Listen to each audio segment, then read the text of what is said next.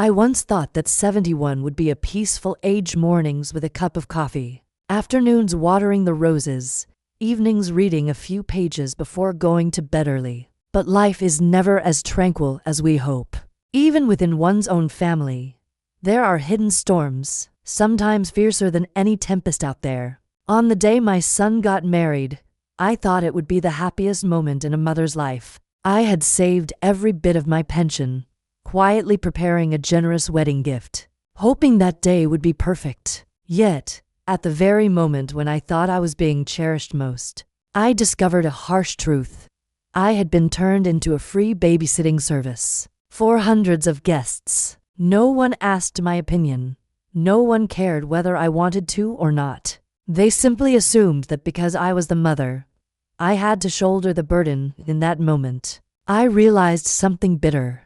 Love does not mean allowing others to trample on your dignity. And it was also in that moment that I was forced to choose: either remain silent and endure, or stand up to preserve what little self-respect I had left. The story I am about to tell is not just about a chaotic wedding, or a family broken and then mended. It is the journey of a mother once dismissed, then compelled to learn how to say no, and finally reclaim her own voice. If you think old age means resignation, stay with me, for perhaps you will see, sometimes, it is the ones who seem weakest who can turn the course of an entire family. If you're watching this video, please like, subscribe, and let me know in the comments where you're listening from. I'd be so happy to connect with you. I have lived 71 years, and perhaps no joy is greater than preparing for my son's wedding. Daniel was about to get married, and I, a widowed old woman with silver hair, felt my heart flutter with an excitement as though I, too, were about to step into marriage once again. I spent months making a list: a lively jazz band, fresh flower decorations, and small keepsakes for 200 guests. Each item I chose carried its own meaning: the silver bracelet engraved with the word gratitude, the lavender sachets I sewed by hand. I knew it would be costly, but every penny of my pension had been saved for this moment. Not because I had much, but because I wanted Daniel's wedding to be a day everyone would remember, a day his late father, if he were still alive, would surely smile at with pride. That afternoon, as I laid out the keepsakes on the living room table, Daniel walked in, his jacket slung over one shoulder, phone pressed to his ear. He nodded along while signing something on a stack of documents. I looked up and smiled. "You're home, Daniel." He gestured for me to wait a moment, then quickly ended the call. My son's face, the 45-year-old man, the CEO the newspapers called resolute and accomplished, softened with relief when he saw the lavender sachets. "Mom, I knew you'd take care of everything. All my life, in the important moments, I've never had to worry, because you were always behind me." I froze for a moment. The words sounded like praise, but deep inside, they cut gently into my heart. Was I, in his eyes, nothing more than the one who stood behind to make sure everything went smoothly? I kept smiling, neatly stacking the sachets. "You just need to focus on your happiness. Everything else, I can handle." Daniel placed his hand on my shoulder and smiled with ease. "That's right, Mom. You've always been my strongest fortress." His words carried me back to the old days when he was just a clumsy little boy, bringing home homework and crying because he couldn't solve it. Back then, I would say, "Leave it to Mom." Perhaps I had built the habit that made him believe I would always handle everything. That evening, after Daniel had left, I sat with Martha, my closest friend for more than 40 years. She always had a sharp, ironic eye, watching me fuss with ribbons. Martha chuckled. "Evelyn, are you really planning to handle an entire 200-guest wedding all by yourself? Careful. If you're too good at this, people will start treating it like your duty." I shook my head and smiled gently. "Oh, Martha, this is my joy. Daniel is busy, and Olivia is still young. If I can do it, why not?" Martha rested her chin in her hand, her gaze both playful and concerned. "Joy Or just the habit of never knowing how to say no? I didn't answer. I only remembered the years of saving every penny of my pension, cutting back on new clothes, even giving up a retirement trip, just to set aside money for my son's wedding. In my heart, that was happiness. But in Martha's eyes, I caught a reflection of warning, one I chose to ignore at the time. Late at night, I wrote in my notebook, "Daniel's wedding. A mother's gift is not money, but love and dignity." I closed the notebook, thinking, as long as my son is happy, every effort is worth it. Yet somewhere in my heart, a small crack began to form, faint, quiet, but enough to make me wonder if I had trusted too much in other people's gratitude. The next morning, Olivia dropped by. She wore an elegant olive green dress, with a faint trace of perfume. Cheerfully, I pulled her to sit by the table, where the boxes of keepsakes were waiting to be tied with ribbons. "Olivia, you came just in time. I was about to make a few dozen more." She smiled, a gentle smile like the morning sun. "Let me help you, Mother Evelyn. After all, this is Daniel's and my wedding." I paused for a moment at the way she addressed me. Mother Evelyn, both intimate and yet still at a distance. I nodded, handing her a roll of ribbon. "Perfect. With two of us it'll be much faster." We worked while chatting. Olivia asked about the recipe for honey roasted chicken I once taught, about distant relatives who would be attending. Everything polite, proper. But when she bent down to tie a bow, I caught a flicker in her eyes, quick as lightning, but enough to tighten something in my chest. "Actually, I think with you handling everything like this, we feel so reassured," Olivia said lightly. "Hiring outside services would cost more, and it could never compare to the heart you put into it." I smiled, thinking to myself, this girl certainly knows how to talk. As long as you're happy, that's what matters. From the corner, Martha, sipping her tea, raised an eyebrow. She glanced at me, then calmly tossed out a teasing remark. "Evelyn, be careful. People might see you're good at this and start assuming it's all your responsibility." Olivia lifted her head and smiled softly. "Oh, Aunt Martha, you worry too much. I'm always grateful to Mother Evelyn. Without her, I wouldn't know how to manage anything." I looked at Olivia and saw her eyes shining with confidence. But deep inside, there was something else, not gratitude, but the comfort of knowing someone else would take care of things. I patted her hand gently. "Just treat me as your own mother to lean on. Family is meant to support one another, isn't it?" That remark made Olivia beam with a radiant smile, but I didn't realize that in her heart, leaning on really meant not needing to put in any effort. After Olivia left, Martha walked over, arms crossed as she looked at me. "See, I wasn't wrong. You're too good, and they'll treat it as your duty." I laughed, deliberately brushing away the heaviness settling in my chest. "Martha, don't be so doubtful. My daughter-in-law is smart and considerate.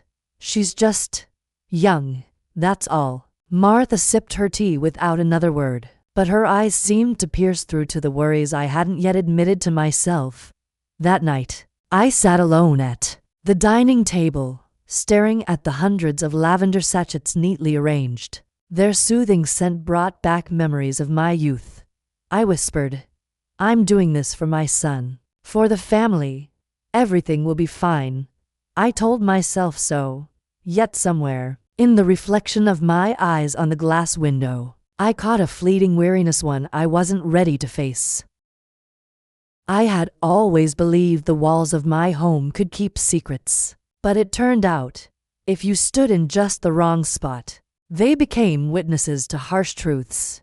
That day, I brought a basket of freshly baked cookies to Daniel's house. I wanted to surprise Olivia, since she once said the scent of cinnamon reminded her of childhood. As I stepped into the hallway, I heard giggles coming from the living room. The door was ajar, and Olivia's voice rang out clearly. "Rachel, I already wrote it on the invitations. At the end, there's a line, 'Childcare provided by family. Contact Evelyn.'" I froze. the basket in my hands suddenly twice as heavy. I couldn't recall ever promising such a thing, nor agreeing to have my name printed as though I were part of some package service. Rachel, Olivia's close friend, burst out laughing. "Oh my God, that's brilliant. No need to hire babysitters, saves you $1,000 at least." I held my breath, pressing my ear closer to the crack in the door, my heart pounding as though afraid I'd misheard. "Exactly," Olivia replied, her tone smug. "The parents will think everything's already taken care of by my mother-in-law. They can bring their kids and relax, while I don't have to spend an extra dime." Rachel clapped her hands. "So the old lady becomes the free babysitter, perfect." I bit down hard on my lip, my hands trembling so badly the cookies nearly slipped from my grip. The old lady. I had never imagined Olivia could call me that. I had treated her like my own daughter, taught her to cook, shared family stories, yet in her eyes, I was nothing more than a free service. In that moment, I wanted to storm in and confront her at once, but my feet felt nailed to the floor. Part of me wanted to believe I had misheard. Another part feared that if that door opened, I would see Olivia's true gaze, a gaze with no disguise left. Inside, their voices chattered on brightly. "Olivia, you're really clever," Rachel praised. "This wedding is going to be perfect, cost-saving, and with in-house childcare."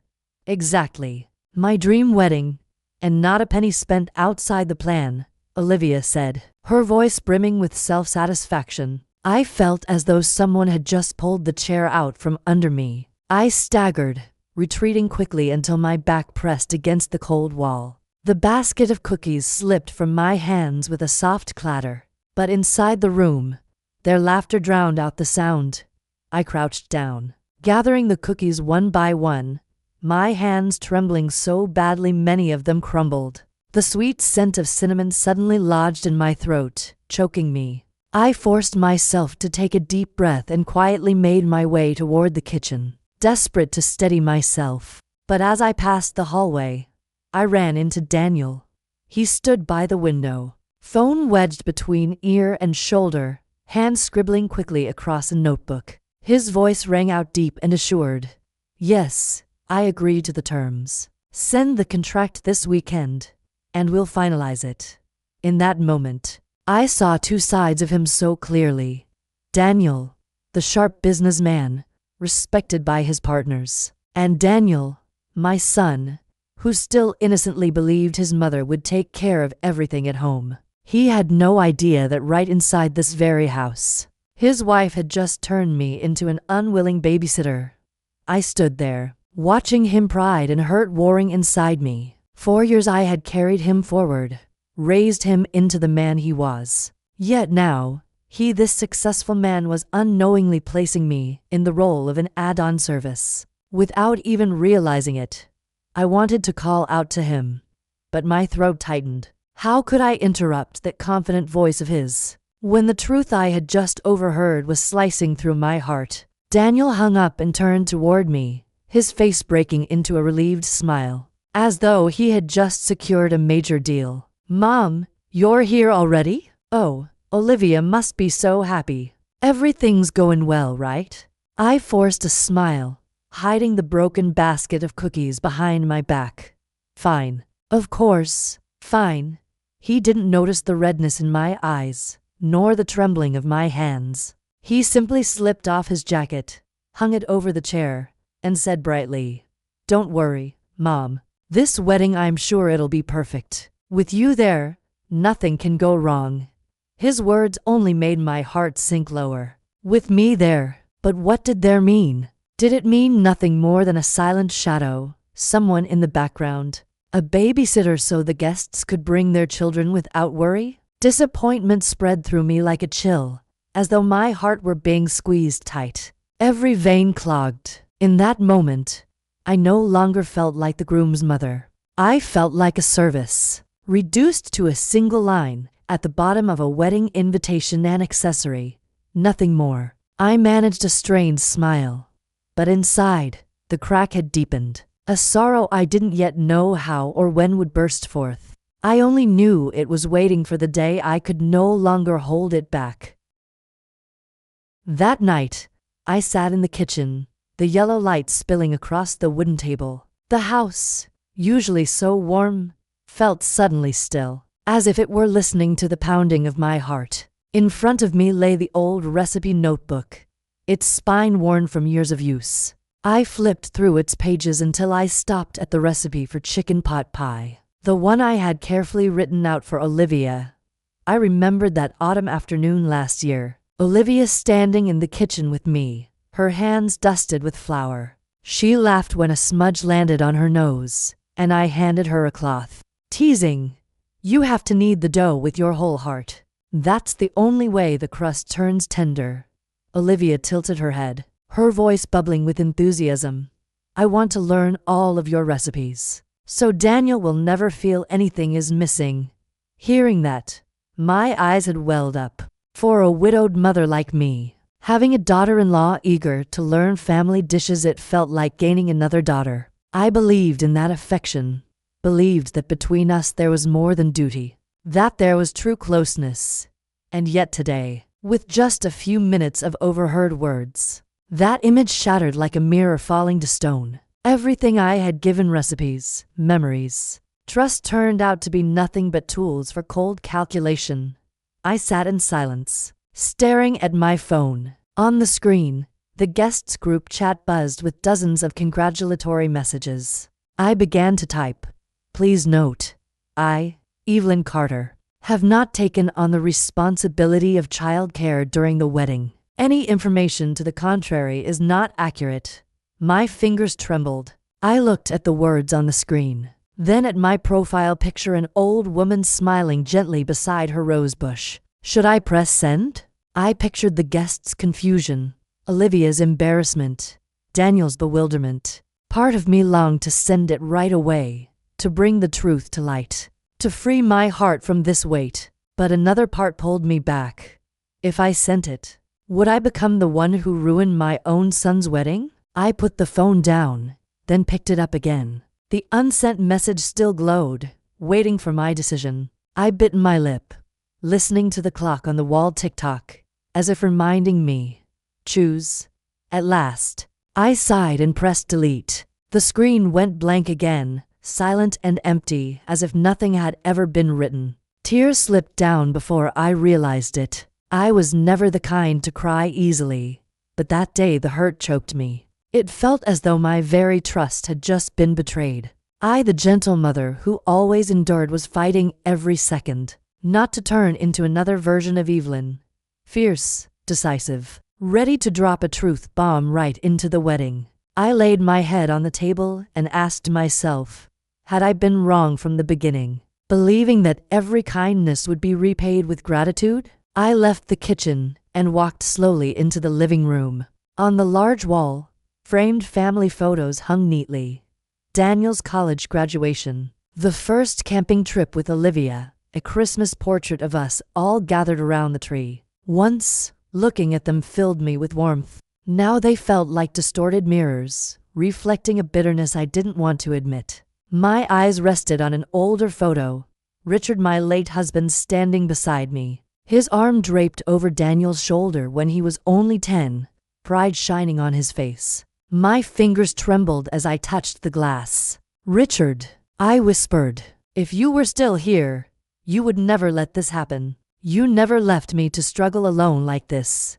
In my memory, I could still hear his deep laugh, the way he'd arch a brow whenever Daniel faltered. The boy needs to learn responsibility. Evie, don't shield him too much. His words from long ago, I had forgotten them. I thought love meant protecting everything, and now I had become a support to be used. I sat on the sofa, hugging a pillow, thoughts tangled. Stay silent, or speak out. If I spoke, I might free myself but ruin my son's happiness on his most important day. If I stayed silent, I would remain disregarded, like a piece of furniture taken for granted. The clock struck rhythmically. I lifted my head, breathing deep. I knew what I had to do. I would stay silent, but not the silence of surrender. I would keep a calm face, but inside, I was beginning to craft a plan. A plan to show them that love does not mean exploitation, and that my patience is not something to be taken lightly. I wiped my tears and stood up. In the mirror, the silver-haired woman looking back at me was no longer just a fragile mother. In her eyes glimmered a new light, quiet, but resolute. I tossed and turned all night. When the first light of morning slipped through the curtains, I knew I could no longer sit still. I picked up the phone and dialed Martha's number. "Are you up yet?" I asked, my voice hoarse from lack of sleep. On the other end came a raspy chuckle.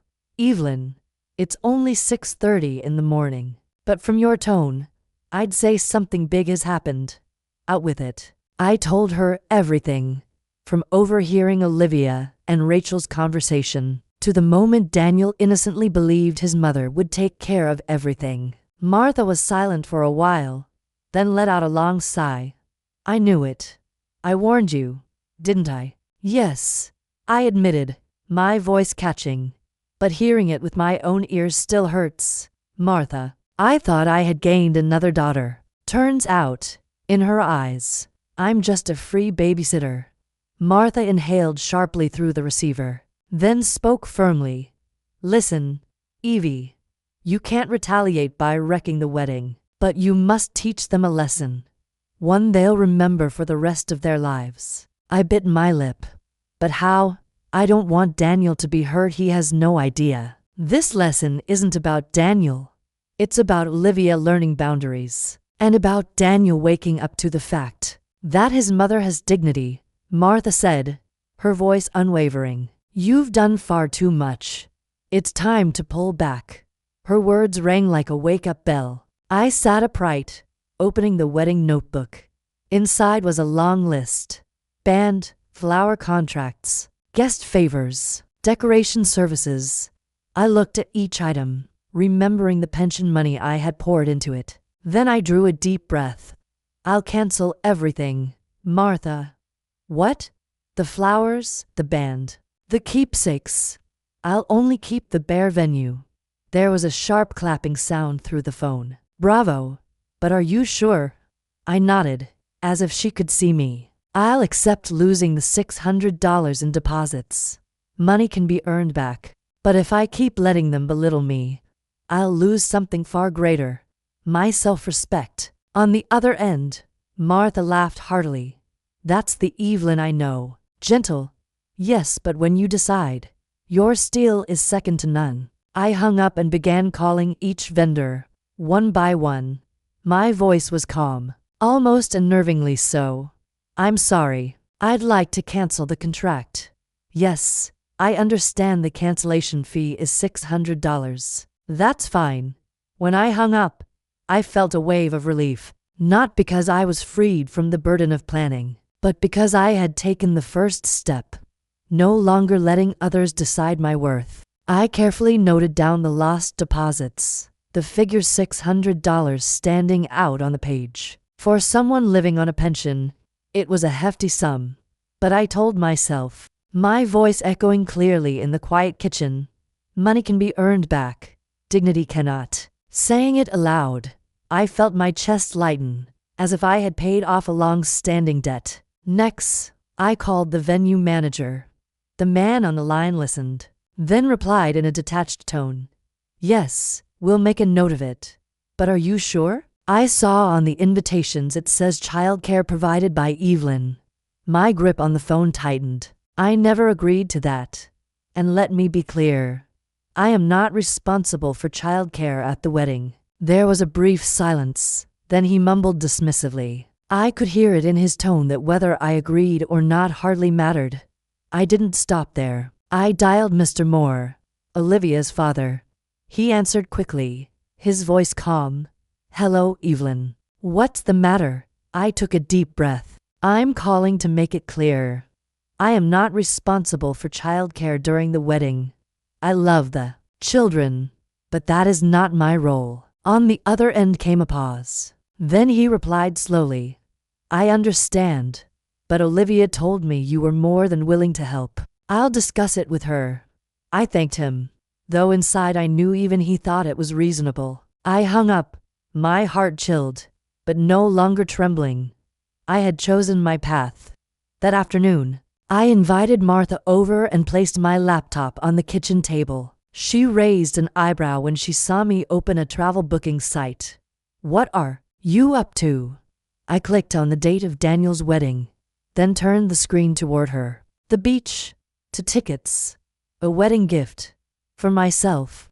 Martha burst into laughter, bright and ringing like church bells. "Evie, at last you've learned to treat yourself." When the screen flashed booking confirmed, an unexpected peace settled over me. I was no longer the mother quietly carrying the backstage load. I was rewriting my role, becoming a woman who knows how to say no, and who knows to love herself first.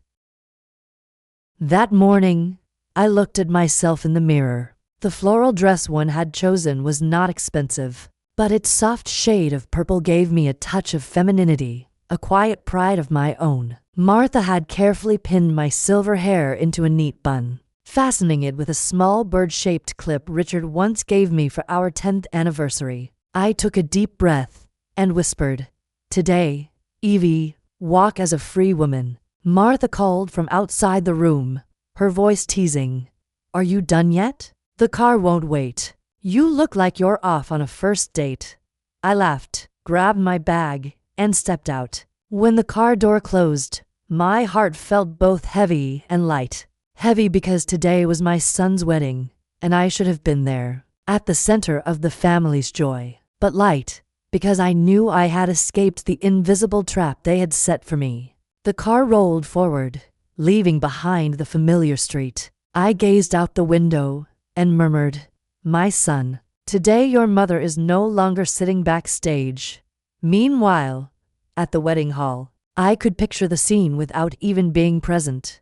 Guests filing in, but instead of towering floral arches, they saw only a few modest arrangements, simple enough for a family dinner. No glittering strings of lights hung from the ceiling, and the jazz band I had once booked was replaced by a single speaker looping background music. I imagined the murmurs in the crowd, one guest whispering, "Why is Daniel's wedding so bare?" I thought his family was quite well off. Another leaning closer to reply, "I heard there was supposed to be a band."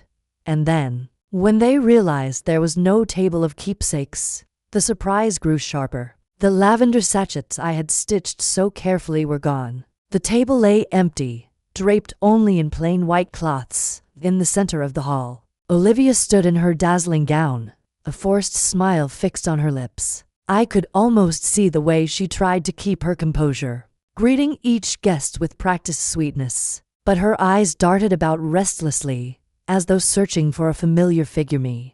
A relative from the groom's side leaned in to ask softly, "Where's Evelyn?" "I haven't seen her yet." Olivia froze for a beat, then forced a smile.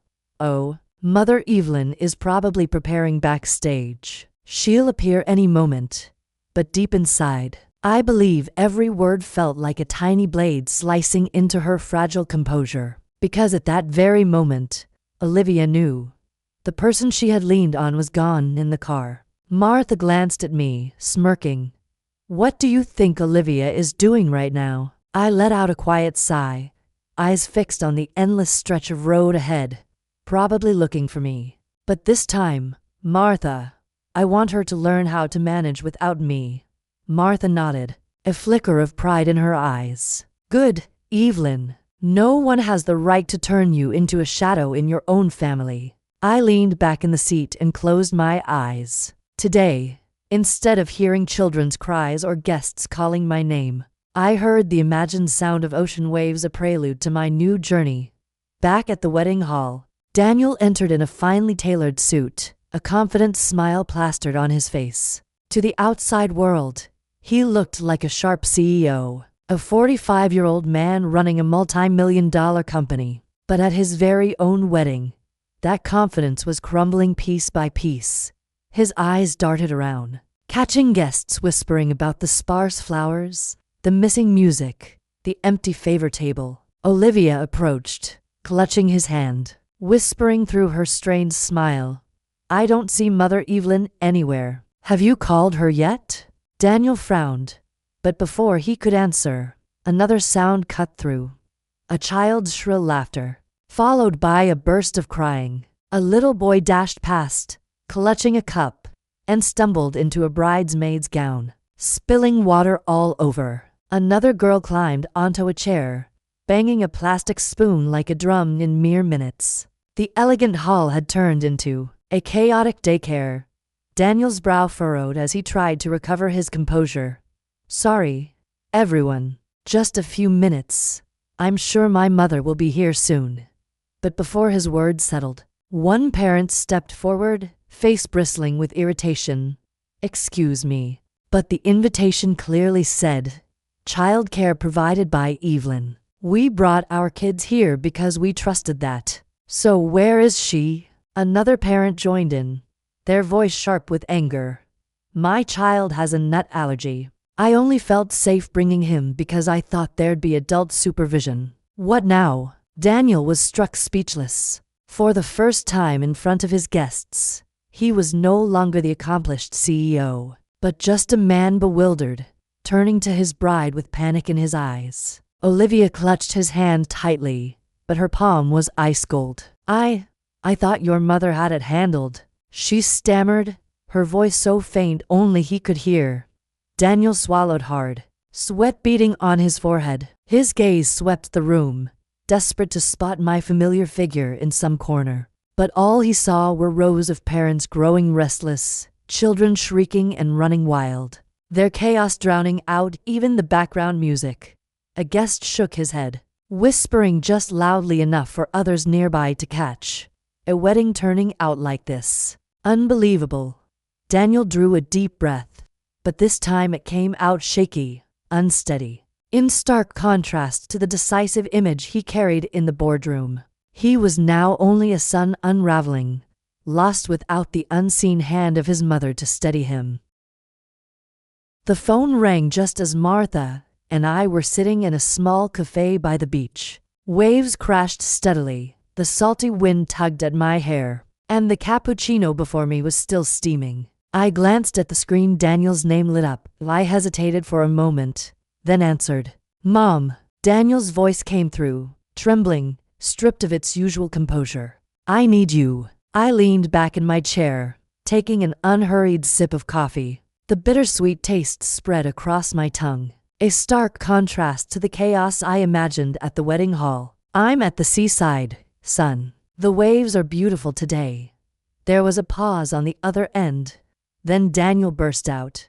Mom. What do you mean? I can't manage this. The kids are out of control. The guests are complaining. I've never seen a wedding fall apart like this. Through the receiver I could hear the noise. Children wailing, someone shouting for napkins. The venue manager's stern voice. Among the din came Olivia's sharp cry. Give me the phone. Then her voice rang out, choked with tears and anger. You promised to help. And now the guests are furious. The whole wedding is ruined. Do you want to humiliate us in front of everyone? I set my cup down, smiling faintly, though my voice stayed calm. Olivia, I never promised to be a babysitter for 200 guests. I only promised to attend as a guest. Her sobs broke through, the pride in her tone crumbling. If you don't help, everything will collapse. People will laugh at us. Across the table, Martha motioned firmly. Don't let them twist the blame. I nodded slightly, keeping my tone slow and precise. My dear, I haven't harmed anyone. You put me in this position yourselves. If there's chaos today, it's because of a lack of respect, not because of a lack of me. Olivia fell silent, her breath hitched. I heard Daniel gasping, struggling to cut in. Mom, please. I've never needed you like this. I closed my eyes, letting the sound of the waves drown out their desperate voices. Inside, part of me ached. What mother doesn't want to rush in and save her child? But another part stood firm. It was time my son learned that love does not mean I am an add-on service. I whispered, more to myself than to the phone. Son, sometimes the only way for you to grow is for me to let you stand in the storm alone. I held the phone to my ear, listening as Daniel and Olivia pleaded over one another, their voices growing more frantic. They seemed to forget that I was a person on the other end, not a switch to be flipped, ready to appear at their command. I exhaled slowly, letting the sound of the sea wash over the clamor. Then I spoke, steady and resolute. I promised to be a guest, not a babysitter. On the other end of the line, Olivia's voice broke into sobs. You can't just abandon us like this. Daniel cut in, his tone frantic, stripped of any trace of the composed businessman. Mom, please, just this once. I closed my eyes. A flicker of pity rose in me. But then I heard Martha's calm voice beside me. Don't let them twist the blame. Evie, you've done nothing wrong. I opened my eyes, fixed them on the vast blue sea, and drew a deep breath into my chest. Then I placed the final period on the conversation. Son, today is your wedding day, but it is also the day I choose to keep my dignity. I pressed the button to end the call. The chaos on the other side vanished at once, replaced by the steady rhythm of the waves, Martha's soft chuckle, and the lingering fragrance of coffee. I set the phone face down on the table, my hand still trembling slightly, but inside, a strange calm had taken root. Martha lifted the glass of red wine she'd ordered when she saw me hang up, clinking it gently against my cappuccino cup. Well, that was more dramatic than a movie. But in the end, you did what needed to be done.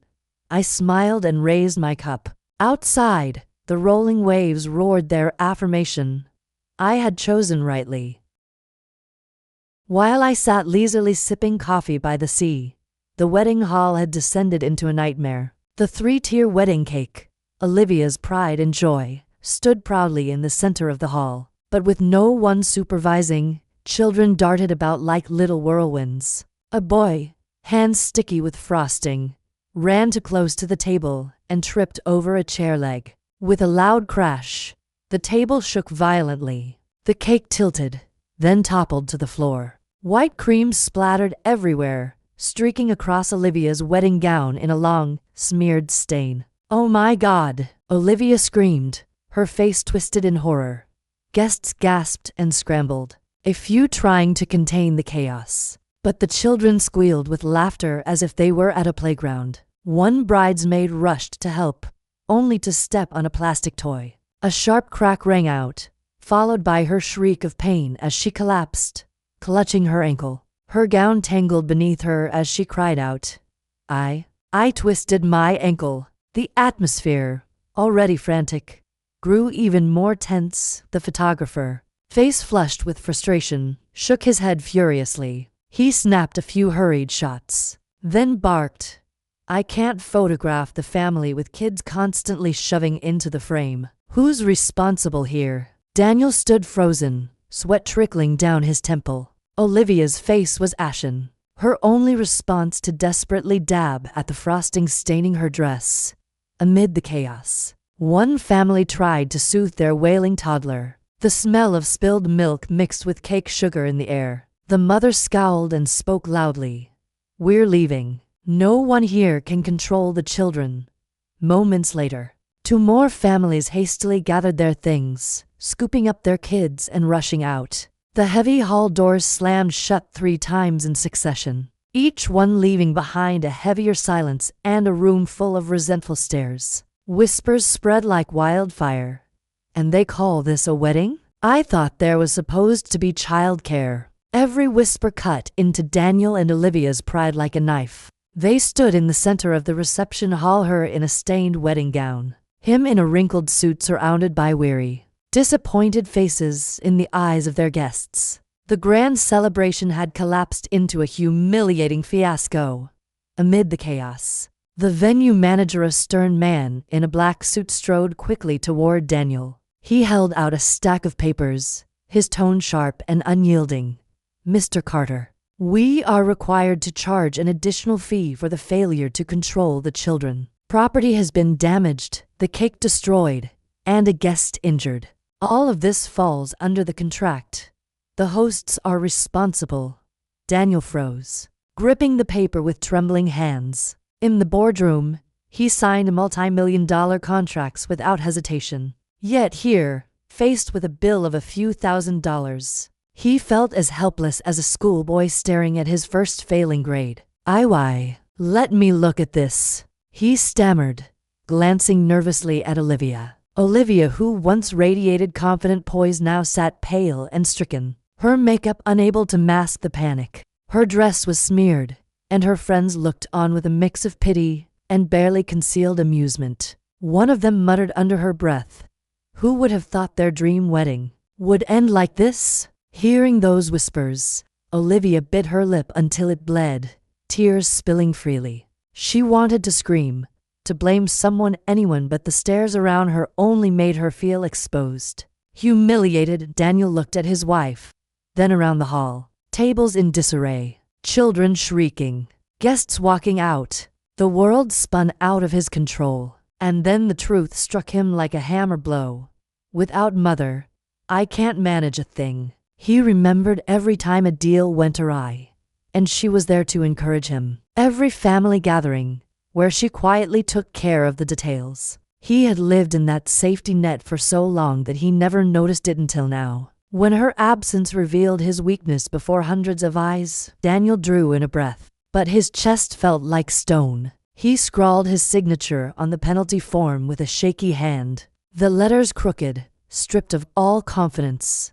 Olivia slumped into a chair, mascara streaking down her cheeks, staring at him with a look that was equal parts plea and accusation. But Daniel could do nothing except clutch the paper tightly, feeling himself reduced to a child, helpless, ashamed, and suddenly aware of the mother-shaped void behind him. The phone buzzed on the cafe table, making me flinch slightly. Martha glanced at the glowing screen, raised an eyebrow. "Let me guess. Daniel again?" I sighed, nodded, and answered. My son's voice came through hoarse, stripped of all confidence. Nothing like the assured CEO he once was. Mom, I'll pay $1,000, just come. Please, save me." Behind him I could hear the clatter of cutlery and the cries of children. His voice shook, almost begging. I took a sip of coffee, keeping mine calm, even tinged with bitterness. "If you had the money, Daniel, why didn't you hire babysitters from the start?" On the line, Daniel went silent. Only his ragged breathing remained, as though he himself had realized how absurd he sounded. Before he could answer, Olivia's voice cut in sharp, trembling with despair. "You're selfish. You've ruined my life." I closed my eyes, hearing the fracture in every syllable. She was no longer a daughter-in-law fighting to maintain pride, but a woman unraveling, her fear laid bare. Across from me, Martha tilted her head and muttered, "Blaming you again." I replied, slow and deliberate, "Olivia, I didn't ruin your life. Your own disregard brought things to this point." On the other end, Olivia burst into sobs. Daniel tried to cut through, his voice choked. "Mom, please, at least if you're here, people will calm down." I let the silence stretch, letting the sound of the waves outside drown their pleading. Then I sighed, my chest tightening though my lips curved into a wry smile. "Son, sometimes people only realize someone's value when that person is no longer there." Around me, the cafe remained gentle with its salty breeze and the soft clink of glassware. But on the line, I could hear an entire wedding unraveling. I slowly stirred the spoon in my cup, the faint chime of metal on porcelain rising above the chaos bleeding through the phone. Then I spoke, my tone steady, as though teaching a child rather than arguing. "Olivia, you destroyed this yourself when you chose to treat your mother-in-law with contempt." On the other end, silence lasted barely a heartbeat before it exploded. Olivia's voice shattered, sharp as shards of glass. "How can you even say that? If you had fulfilled your duty, this wedding wouldn't be a disaster. Do you want the whole world to laugh at us?" I closed my eyes, drew a deep breath, letting calmness soak into each word. "My duty is to love my son and my daughter-in-law, not to be a babysitter for hundreds of guests." Olivia screamed back, her voice hoarse with tears. You're sabotaging me. You're selfish, only thinking of yourself. I could hear the desperation trembling through every syllable, while I sat upright, lips curling into a faint, bitter smile. The contrast was stark, one side unraveling in chaos, the other steady as a stone in the storm. No, Olivia, I replied, slow and resolute. I haven't harmed anyone, but you destroyed everything yourself the moment you chose to scorn kindness. On the line, only sobs remained, the background chaos fading as if receding into the distance. I set the phone face down on the table, unwilling to hear more. Martha, who had been watching me the whole time, lifted her glass of red wine and tapped it lightly against my coffee cup. She chuckled, her eyes glinting with amusement. Well, that was more dramatic than television. Film it and it could win an Emmy. I laughed with her, though inside it wasn't joy I felt. It was a strange mix of serenity and ache. I had never imagined a day would come when I would speak such words to my daughter-in-law, but I had also never seen it so clearly. Calmness is the greatest strength I possess. News of the wedding fiasco spread like wildfire. By that evening, my phone buzzed non-stop with messages from relatives and friends near and far. On Olivia's side of the family, several aunts called, their voices sharp with reproach. Evelyn, you were heartless. A wedding is a once-in-a-lifetime event. How could you walk away? They counted on you, and you went to the beach instead. I listened to every word and replied calmly. I didn't walk away. I simply refused to take on a role I never agreed to. There was silence for a few seconds. Then a weary sigh of disappointment. I knew, in their eyes, I now bore the title of selfish mother-in-law. But Daniel's side of the family saw things differently. My sister-in-law wrote in the group chat, I support Evelyn. No one has the obligation to watch over hundreds of children. A younger cousin chimed in. It was Olivia's mistake to put Aunt's name on the invitations without asking first. The guests group chat exploded. Someone posted a picture of the invitation with the line in plain view. Childcare provided by Evelyn. Comments flooded in. I thought this meant professional childcare. Turns out it was the groom's mother? If that's the case, then yes, it was a misunderstanding. Amid the flurry of messages, I received a private note from one of the attending parents, Mrs. Nguyen. I support you, Evelyn. No one had the right to force this on you. But next time, if something like this happens, please give us advance notice so we parents can prepare ourselves. I read her message again and again. In my heart, it glowed like a small lamp in a sea of criticism. Martha, sitting beside me, noticed my silence and leaned over to peek. She whistled softly. See? Not everyone thinks you were wrong. That's enough. I closed the phone and leaned back into my chair. Outside, the waves murmured steadily, reminding me that public opinion would always be divided. What mattered most was that I knew I had done the right thing. That evening, I sat in my living room, watching the notifications light up my screen one after another. Each message was like a wave crashing into the next. Blame on one side, defense on the other, neither giving way. For the first time in many years, I felt clearly that I was not alone. Yet I also understood. My decision had sent ripples far beyond a single wedding. It had shaken both families. That afternoon, there was a knock at the door. I opened it to find a young man, a flower delivery worker. He handed me a bouquet of white lilies with a small card tucked inside. I'm sorry for going along with it, Rachel. I stood still for a long moment. Rachel's image rose clearly in my mind. The young woman laughing as Olivia applauded. To turn me into free childcare. That day, she was an accomplice, a witness who made the wound in my heart cut deeper. And now, she sent flowers in apology. I set the bouquet on the table. It wasn't that I had forgiven her, but at least I sensed some honesty in the gesture. It was different from blame shifting, different from arrogance. I sighed softly. Better late than never. Martha, who had been reading by the window, turned her head, her eyes narrowing playfully. Who's sending you flowers? Someone remorseful? I handed her the card. Martha read it and gave a dry laugh. Rachel? The same girl who laughed so hard when Olivia came up with her little scheme? Well, now she's trembling. I smiled faintly. Maybe she's realized where the line is. Martha nodded, leaning closer, her voice dropping as though she were offering a final verdict.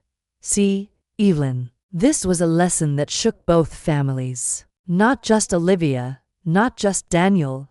Even their friends have to reconsider. I looked out the window at the crimson evening sky. In my heart, I knew Martha was right. My choice to step away silently had not only altered the wedding, it had shaken how everyone saw me, how they saw the role of a mother. And though the consequences would linger, at least this time, I was no longer dismissed as the add-on service. I closed my eyes, listening to the slow, steady beat of my heart. The sorrow was still there, but beneath it, a small pride was quietly growing. I was watering the rose pots on the porch when I heard a car pull up at the gate. Looking up, I saw Daniel step out. His usual polished suit had been replaced by a wrinkled shirt, his tie stuffed carelessly into his pocket. His face was gaunt, his eyes ringed with dark circles so different from the confident man the newspapers always praised. He walked toward me, his shoulders heavy as though he carried all his failures at once. Stopping just a step away, he lowered his head, his voice hoarse. "Mom, I'm sorry." I set the watering can down, wiped my hands on my apron, and waited quietly. Daniel drew a deep breath, then went on. "I've treated you like an endless resource. Whenever I faced trouble, my only thought was, Mom will handle it. I never realized you have limits too, that you have feelings of your own." I stayed silent, letting each word sink in. He lifted his eyes, watery, then quickly turned away, ashamed to show his weakness. "Out there, I'm the one signing the big contracts, the one my employees rely on. But at home, I leaned on you like a child who never grew up. And you let me do it all these years." My heart ached. My son was not a bad man, he had simply never learned how to stand on his own. I sighed and asked, my tone sharper than usual, "Daniel, did you ever think that I, too, wanted joy on your wedding day?" He jerked his head up, startled. I looked straight into his eyes and saw the flicker of regret. "On your wedding day," I said, each word steady. I didn't want to stand in the shadows carrying everything like a ghost. I wanted to sit down, smile, and raise a glass to bless my son and his bride. That's all. Daniel lifted a hand to cover his face. His shoulders shook violently. Then, like the child he once was, he broke down in tears, the choked sobs of a grown man who had long believed himself strong, now shattered by the simplest truth. His mother, too, deserved respect.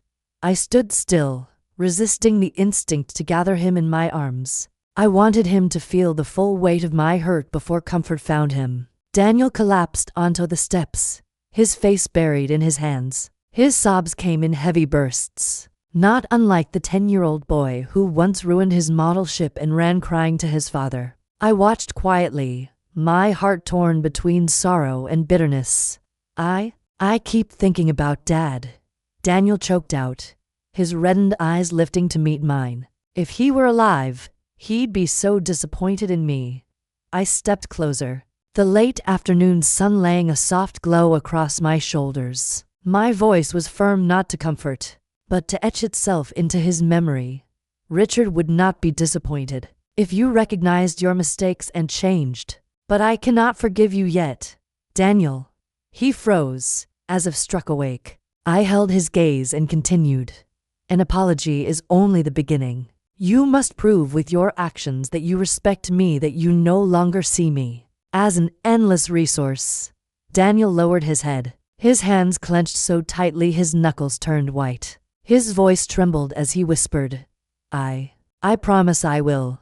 I did not rush to soothe him. Instead, I stood tall, arms crossed before my chest. I knew the image was unlike the gentle old mother he was used to seeing. I wanted it burned into his mind. I was no longer the patient shadow to lean on, but a woman with dignity. The moment painted a stark contrast.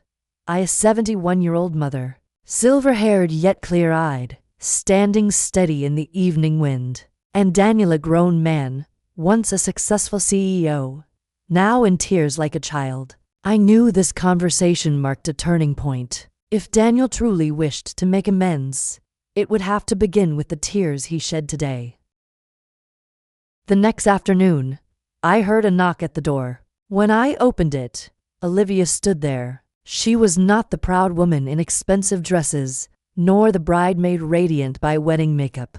Before me was a young woman with her hair tied back, her face bare, her eyes red and swollen, as if she had cried through the night. Her voice trembled as she spoke. "Mother Evelyn, may I come in?" I stepped aside and gestured for her to enter. Olivia sat on the sofa, her hands clenched tightly in her lap. The sharpness I had always seen in her was gone, replaced by a rare fragility. After a long silence, she let out a sigh, her voice unsteady. I've been without a mother since I was young. My father was always busy, and my real mother left early. I always felt like I had to hold myself together, to control everything, because if I didn't, I'd lose it all. She lifted her gaze to me, tears shimmering at the corners of her eyes. Maybe that's why I became selfish. Why I wanted to hold everything in my hands, even you. I was wrong. I stayed quiet, letting her speak. For so long, I had only seen Olivia behind her mask of confidence, even arrogance. Today, at last, I saw the real person, a young woman lost and afraid. I drew in a slow breath, then answered, not harshly, but not too softly either. "Olivia, I understand that fear can make someone crave control, but fear never gives you permission to belittle others, especially those who have opened their arms to you." Olivia lowered her head, tears spilling onto her clasped hands. She nodded over and over, her voice breaking. "I know, and I regret it, but I don't know how to fix it." I looked at her, a flicker of sorrow stirring in me, but I kept my tone steady, so she would understand that forgiveness was not as simple as a nod. "You don't fix mistakes with words, Olivia. You begin by learning respect instead of treating people as tools to patch your own insecurity." She sobbed softly, then forced herself to sit up straighter, her eyes pleading. "Please, give me a chance." I looked into her eyes, seeing, for the first time, a genuine fragility. And in my heart, I knew this was the first step toward change, though the road ahead would be long. Olivia sat in silence for a long while, as if swallowing the last remnants of her pride. Then suddenly, she broke down. No longer the restrained tears at the corners of her eyes, but real sobs, streaming down her bare face with no makeup to hide behind. I want to start over, Mother Evelyn," she stammered, voice breaking. "I don't want to keep being the selfish one who hurt you, or the wife who makes Daniel ashamed. I want to be seen as part of a true family."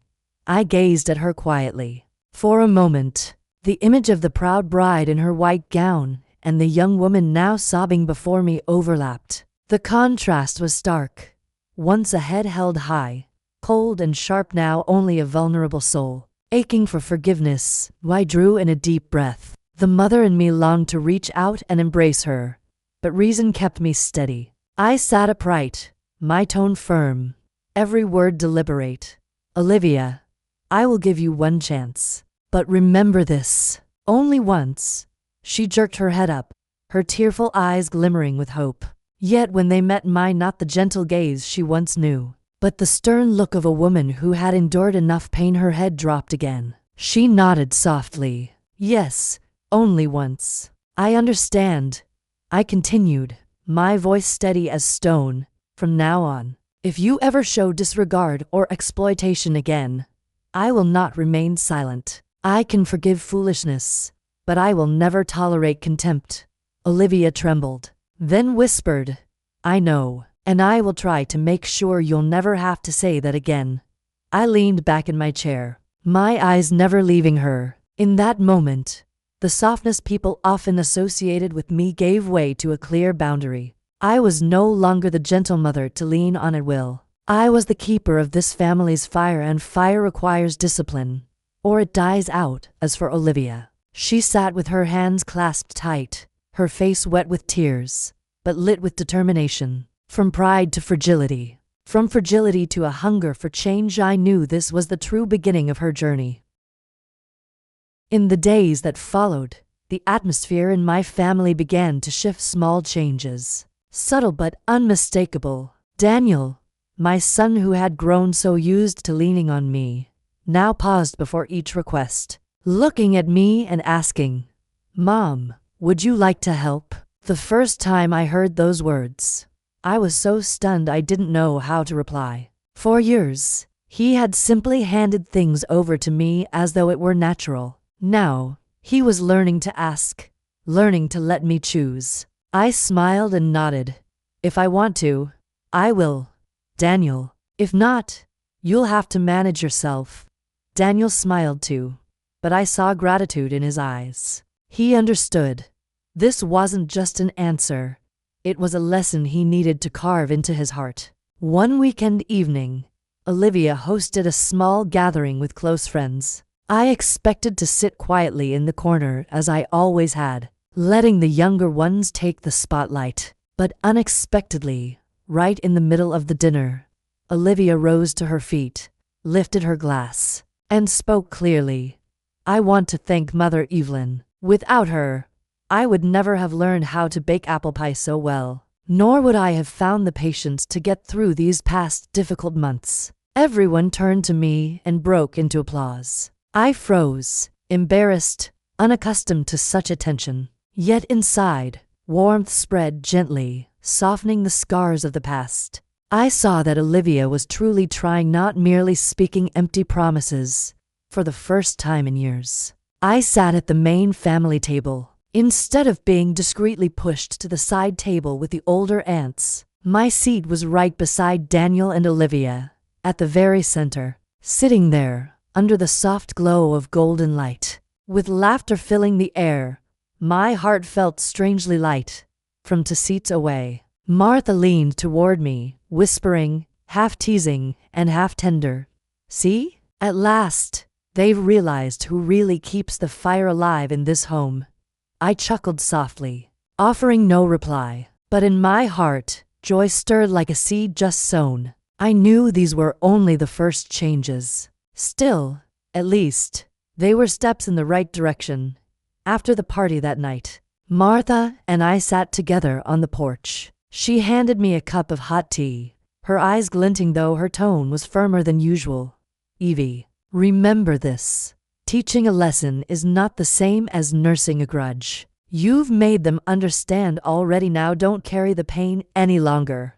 I nodded quietly. I knew Martha was right. A mother's heart cannot live on resentment. It can only endure through love bound by clear boundaries. At the next family gatherings, I noticed the whispers among the relatives. Not about me, but about Olivia. One aunt on Daniel's side murmured, "Olivia seems so different these days. She used to hold her head high and rarely thanked anyone. Now she always speaks of her mother-in-law with respect in her eyes." A cousin added, "I was surprised too. The other day she even apologized to Aunt Evelyn in front of her friends." I suppose that wedding was quite a shock.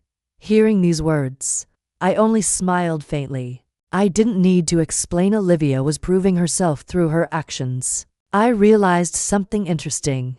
The less I spoke, the more Olivia stepped forward. In the past, I tried to speak for her, do things in her place, only to be treated as an obligation. Now, when I stepped back and kept silent, Olivia herself began to fill the gap, bowing her head in thanks, calling me Mother Evelyn openly before her friends. The contrast was so striking that I asked myself, perhaps silence can also be a way of teaching. Not the silence of submission, but the silence that leaves space for others to see the void and step into it.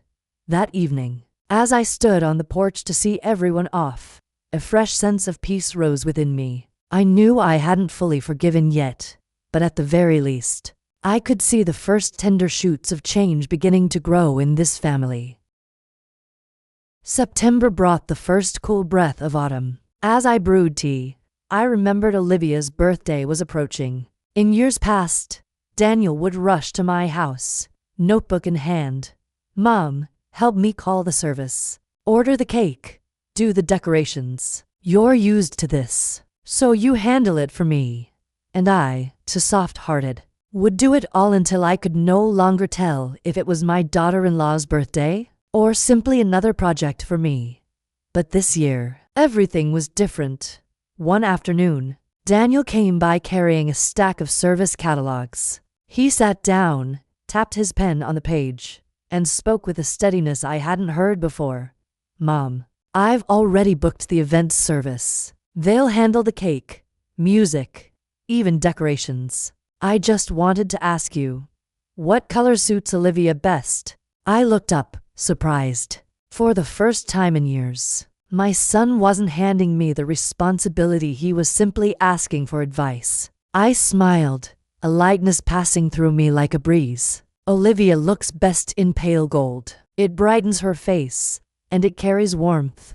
"Then pale gold it is," Daniel said, nodding as he jotted it down. I watched him, saying nothing more, but inside, I thought, at last, he's learning to stand on his own.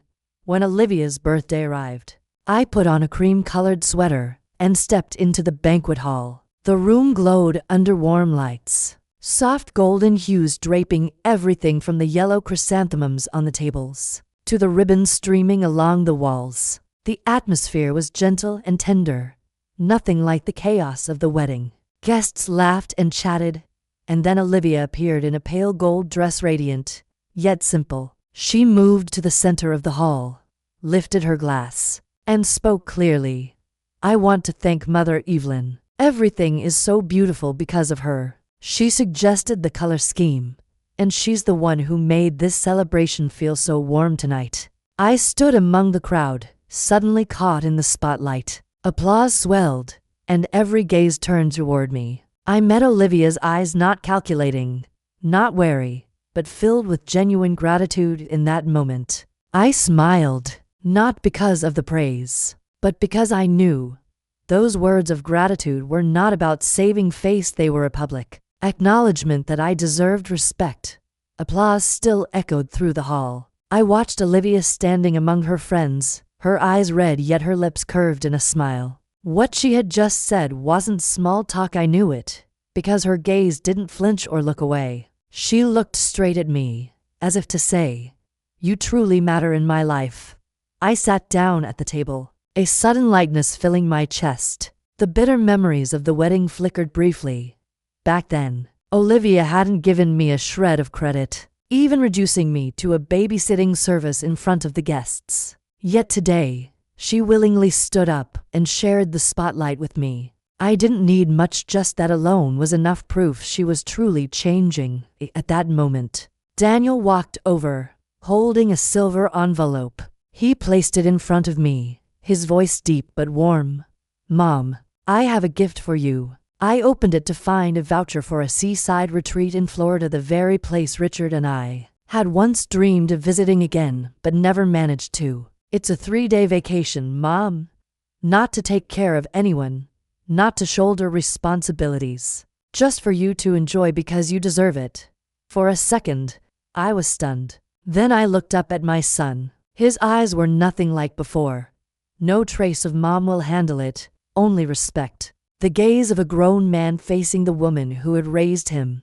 From a few tables away, Martha caught my eye and whistled softly, her teasing laced with pride. "See that? Quite a change, isn't it? Before, they dumped everything on you. Now they're the ones offering freely." I laughed, my eyes misting with emotion. The contrast couldn't have been sharper. In the past, I was forced to carry everything. Now, my son and daughter-in-law knew how to bow their heads, to thank me, to step forward on their own. Resting my hand on the voucher, my voice came out hoarse but steady. "Thank you, Daniel. This isn't just a gift. It's a sign you've truly grown. My son clasped my hand tightly, and in that moment, I felt hope return. Perhaps my family had finally found a new balance, where I was no longer the shadow burdened at the back, but someone respected in her own right. I never thought that at 71, I could begin a new dream. Yet one morning, sitting in the kitchen with my old recipe book yellowed by time, a sudden urge stirred in me. Every dish I had written down was not just a recipe, but a memory of a lifetime. Family meals, Richard's voice praising my cooking, the tears and laughter mingling around that old dining table. I decided I would rewrite it all, not just to preserve recipes, but to pass down to future generations the most important truths: love and dignity. That evening, I called Daniel and Olivia over. When I shared my intention of writing a book, Daniel fell silent for a few moments, then nodded firmly. "Mom, I'll handle the printing. I know some people in publishing who will help."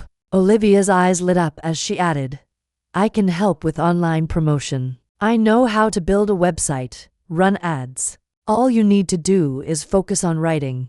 I looked at the two of them, overwhelmed with emotion. Perhaps for the first time since all the turmoil, they weren't treating me as the one who carried everything, but as the center of something important, with themselves as the supporters. In the days that followed, I sat at my familiar wooden table, tapping each word into my old computer. I wrote about winter mornings when the family gathered around steaming chicken soup. I wrote about the day 10-year-old Daniel cooked his first meal to surprise his parents. I wrote about the long nights alone, after Richard was gone, when I sat by a pot of stew, telling myself that the warmth of the stove would keep me from breaking. Slowly, page by page, the manuscript came together. I titled it, "Mother's Table, A Woman's Dignity." When I held the trial print in my hands, I realized those words were no longer just my story, they were a message for countless women. Love does not mean unconditional sacrifice. Daniel looked at the printed copy, his eyes misting. "Mom, I've never been prouder of you than I am right now." Olivia hugged the book to her chest, whispering, "I'll make sure the world hears your story. You deserve to be heard." I smiled softly, feeling it deeply. This dream had been reborn not just for me, but for the whole family. The book launch arrived faster than I had imagined. The hall wasn't large, but it was warm and welcoming. Stacks of freshly printed copies were arranged neatly on the table, the cover bearing the words, "Mother's Table, A Woman's Dignity," standing behind the curtain. I felt both nervous and exhilarated. After so many years of living quietly in the shadows of my family, I was now stepping into the light.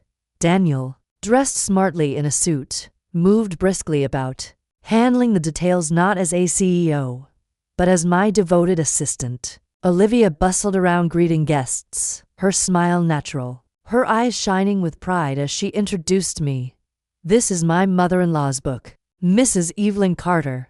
When the talk began, I walked to the podium, clutching the book tightly. The lights shone down, and I saw attentive faces, some familiar, others strangers who had only read about me in the press. I drew a deep breath and spoke, my voice steady, no longer trembling. "Some have asked why I wrote this book. Let me share a small story. On my son's wedding day, I called the venue and canceled the contracts I had personally paid for. I also made it clear I had never agreed to babysit 100 guests' children. I didn't do it to harm anyone. I did it to set a boundary." The room fell silent. I scanned their faces and continued, "I believe that love does not mean turning yourself into a tool for others to exploit. Love must walk hand in hand with respect." One pair of hands began to clap. Then the whole hall rose in applause. Many wiped tears from their eyes, and in their gaze, I was no longer just an old mother once dismissed. I had become a small symbol of dignity, proof that even within a family, a woman has the right to set her own boundaries.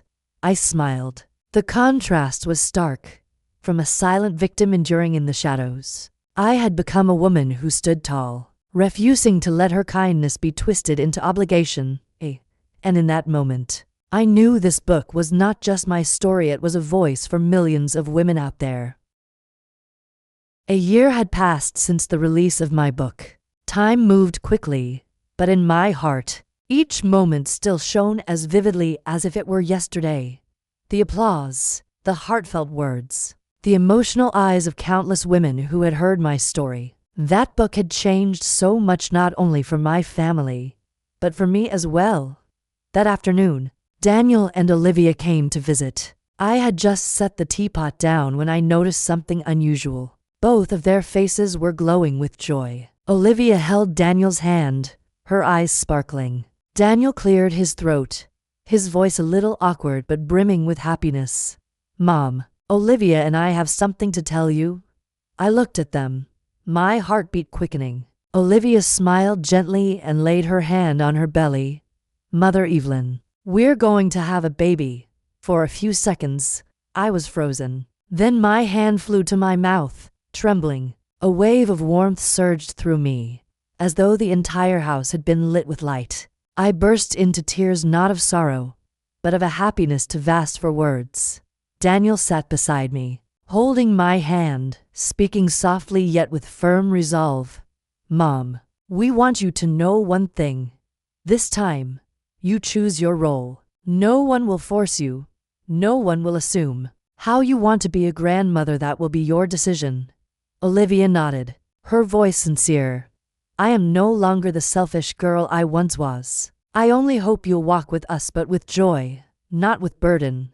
I looked at them, tears streaming down my face, my heart overflowing. I whispered, "That is the most beautiful belated wedding gift I could ever receive." The little room brimmed with warmth. In my mind's eye, I could almost see Richard smiling from somewhere beyond, watching his family finally find peace after so many storms. At the year-end family gathering, my home glowed with golden light. Everyone crowded around the dining table, laughter and chatter filling the air. I sat at the head, taking in each familiar face, savoring the peace I had long yearned for. When Daniel raised his glass in a toast, Olivia stood, wrapping her arm around her husband and then turning to me. She looked straight into my eyes, her smile tender yet earnest.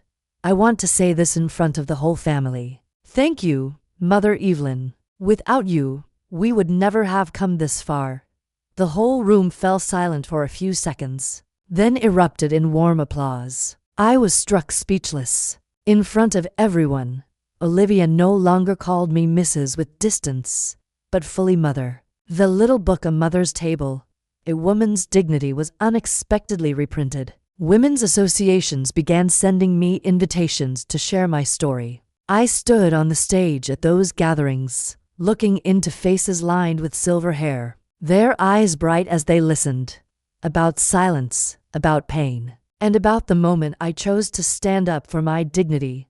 I told them, my voice calm yet unwavering, love must come with respect. Without respect, love becomes a chain. And learning to say no at the right time is the way to protect both love and dignity. Many wiped their tears. Some gripped my hand tightly as if to pass on their gratitude. I knew then my story was no longer mine alone. It had become a small mirror for countless women quietly enduring the same struggles I once did. When the family gathering ended, I walked Daniel and Olivia to the door. Olivia hugged me tightly, whispering, "I promise, Mother, you'll never have to bear it all alone again."